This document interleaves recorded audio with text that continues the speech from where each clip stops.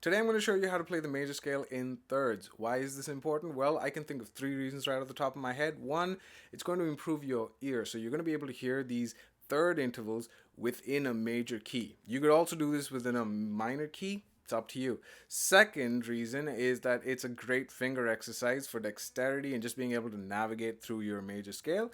And third is it's a great source for some new and interesting music. So for today's example, we're going to start on the 8th fret of the E string. We're going to use this shape.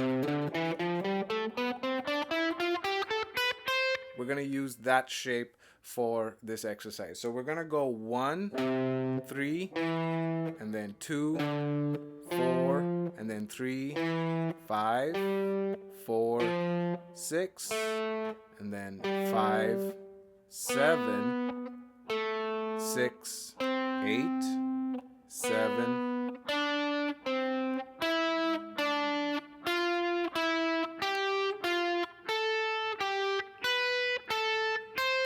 and then make sure to come back as well and make sure you're doing alternate picking. So